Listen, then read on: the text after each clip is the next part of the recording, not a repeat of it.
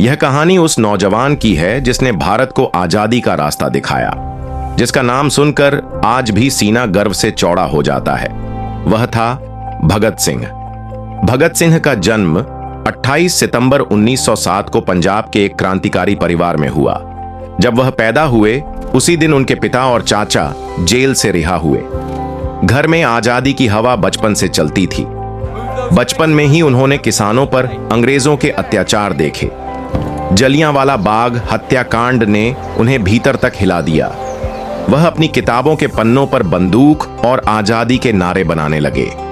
15 साल की उम्र में वह गांधी के असहयोग आंदोलन में शामिल हुए, लेकिन जब चंद्रखां बोस का स्कूल जलाने की घटना के बाद आंदोलन वापस लिया गया तो वह निराश हुए और उन्होंने समझ लिया कि अंग्रेजों से लड़ाई सिर्फ शब्दों से नहीं जीती जाएगी।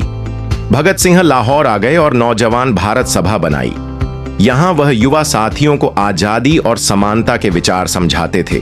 उनका मानना था कि आजादी सिर्फ विदेशी राज्य से नहीं, गरीबी और अन्याय से भी चाहिए। 1928 में साइमन कमीशन भारत आया। सभी दल इसके खिलाफ थे।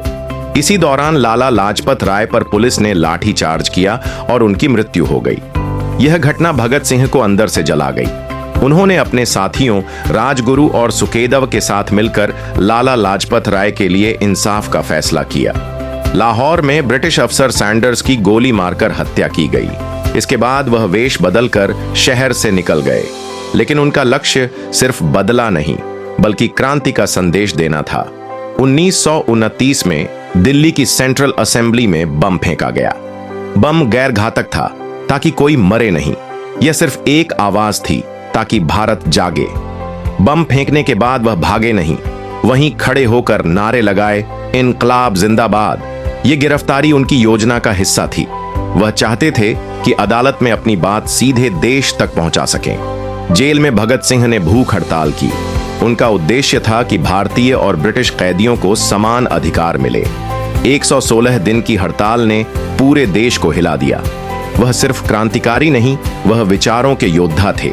उनकी लिखी किताबें, पत्र और विचार बताते हैं कि वह हिंसा नहीं बल्कि न्याय चाहते थे। वह भविष्य का ऐसा भारत देखते थे जहां शिक्षा, समानता और सम्मान हर नागरिक को मिले। अंग्रेज सरकार ने उन्हें सैंडर्स केस और असेंबली बम केस में दोषी ठहराया। देश भर में विरोध हुआ। लाखों लोग उनकी रिहाई की मांग कर रहे थे, लेकिन सरकार ने फैसला कर लिया था। 23 मार्च 1931 की रात भगत सिंह, राजगुरु और सुकेदव को फांसी दे दी गई। उनकी उम्र सिर्फ 23 साल थी, लेकिन उनके विचार अमर हो गए। जब उनकी शहादत की खबर बाहर आई, पूरा देश रो पड़ा। लोग महसूस कर रहे थे कि आजादी की कीमत कितनी भारी है। उनका जाना भारत को बदलने वाला क्षण था। आज भी भगत सिंह को सिर्फ एक स्वतंत्रता सेनानी नहीं बल्कि आधुनिक भारत के सबसे प्रगतिशील विचारक के रूप में याद किया जाता है। उनके शब्द आज भी रास्ता दिखाते हैं। यह कहानी सिर्फ उनकी नहीं है, यह कहानी हर उस युवा की है जो बदलाव लाना चाहता है। भगत सिंह कहते थे, जिंदगी लंबी नहीं बड़ी होनी चाहिए। उनकी सोच, उनका साहस और उनका सपना आज भी हमारी प्रेरणा है।